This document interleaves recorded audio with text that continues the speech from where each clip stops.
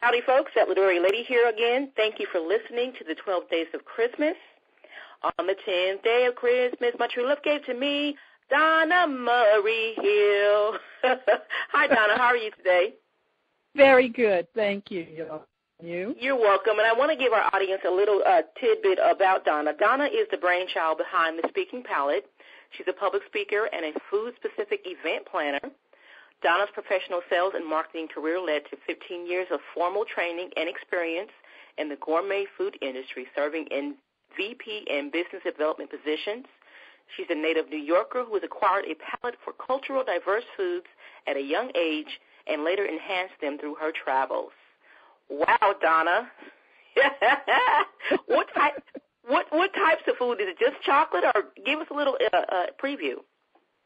Well, it has been primarily chocolate. Chocolate is the love of many, but the foods that the Speaking Palette has the ability to speak about would be foods that have a cultural history. So olive oil, honey, teas, things that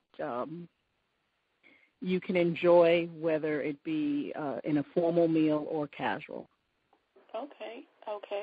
And when did you create the Speaking Palette, and what made you think to create the Speaking Palette? Well, it was in 2011, and the thought behind that was to combine my two passions, which is gourmet food and just diverse food, and my passion for public speaking, which was developed after joining Toastmasters. Okay. And do you plan lots of events? Is it just locally in Atlanta, or are you all over? Right now it's pretty close to home, but as I grow, it could be anywhere. I have no problem with traveling. Most of what's going on lately has been in the Greensboro area, and then there was an event last year in Atlanta. Okay. And you were recently featured at the Greensboro Savoy Spice Shop? Yes. Tell us about that. That was a fun, interesting event. We did speak on chocolate because they have a lot of chocolate-type items in their store that they sell. We went through a history of chocolate, a brief one, and then we went through a formal tasting of chocolate, tasting the various chocolates from dark down to light. Okay. And then we enjoyed a meal all prepared with chocolates. Okay. And I'm not sure if you know this, do you know how many particular types of chocolate there are? No. In terms of the types of chocolates from dark to light, your major ones that you'll see featured in the stores right now are 80%, and that discuss the amount of cocoa bean that's in the chocolate, 70, 75, 65. But there are some others which are having a higher concentration of chocolate. Those are not easily absorbed by the palate. Those are mostly used for baking. But there is chocolate up to 100% cacao. Okay. And I'm going to ask you in a minute to give us a brief history of chocolate, because I've heard you talk about this before. But something that I've been wondering all my life, if chocolate comes from a cocoa bean, how do we get white chocolate? That is so funny. White chocolate is not chocolate. Okay. And though it is marketed as such, it is truly not chocolate. It is a substance of the chocolate, but it is not chocolate, so it doesn't have any of the health benefits and features that actual chocolate would have. Okay, because I'm thinking to myself, I know if you put black and white, you may not get black, but you're going to get some color. Absolutely. Now, can you give us a brief history of chocolate? I can. It is a very vast history, but one of the things that I will mention is that chocolate dates back way past the early 1500s. It was discovered and began to be processed by the Mayans. And throughout time and exporting, and Columbus. That's how chocolate found its way throughout the years through Europe and eventually to the U.S.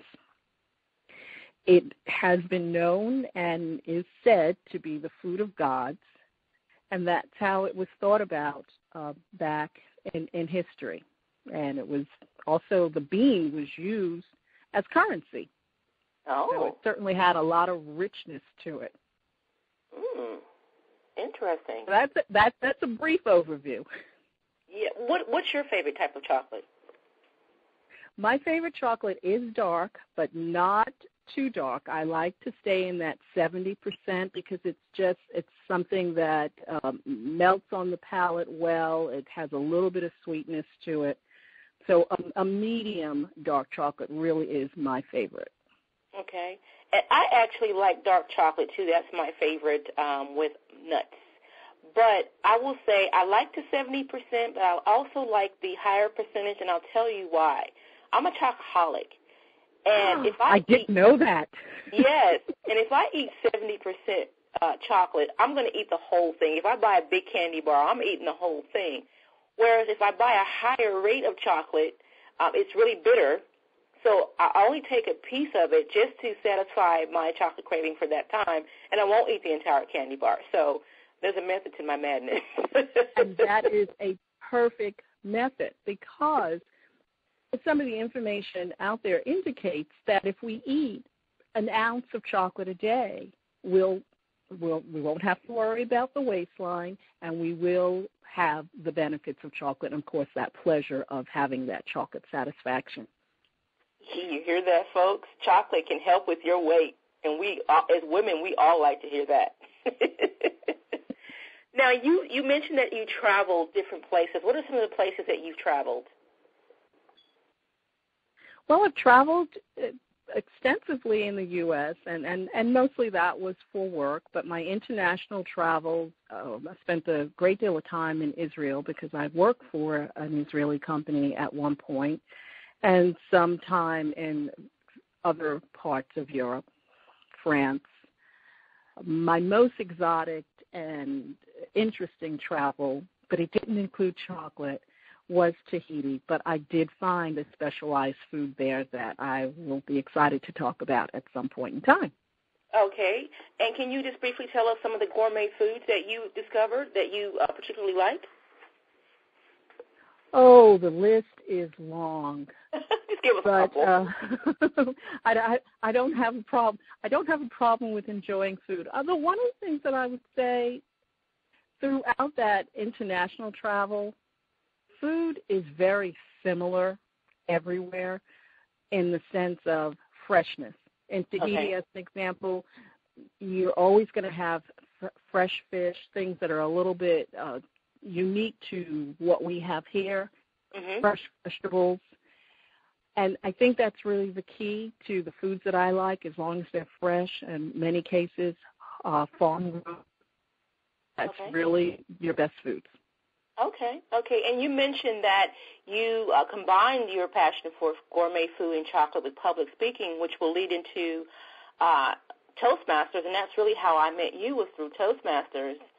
And you're currently an Advanced Communicator Gold and an Advanced Communicator Gold, right?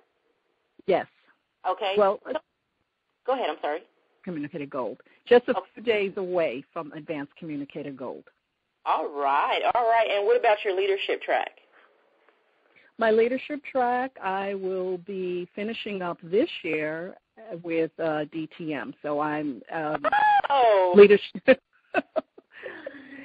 It's a lot of work, but it's well worth it.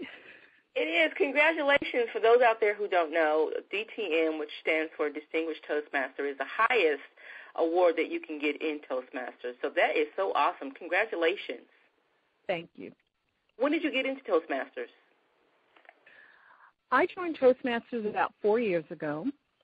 I must admit I had joined Toastmasters many years ago in my life, but I didn't work the program. But here in Greensboro, I think we just have very strong clubs and committed members, and I was encouraged and motivated by my mentor to, just really get in it. and enjoy it, and it's been a fun learning. Now, Donna, you belong to a gazillion clubs. Can you shout out to the clubs that you're a member of? It's not a gazillion anymore, but my shout-out would be to Bank of America Toastmasters and Improv Toastmasters. Oh, you cut down that much. Wow. I cut down. Because I think you belong to like at least 5 or 6 clubs. Oh, my goodness. It was 5 clubs. Wow, wow. Now, that's a dedicated Toastmasters. That's a career Toastmaster. And I'm wondering if you are thinking about going into professional speaking. Yes, that is my goal with talent. Okay. And I was reading your statistics here, and you've done over 55 speeches, and I'm willing to bet it's been a lot more than that. But I found it interesting that 45 of those speeches reference food or food-related topics. Yes.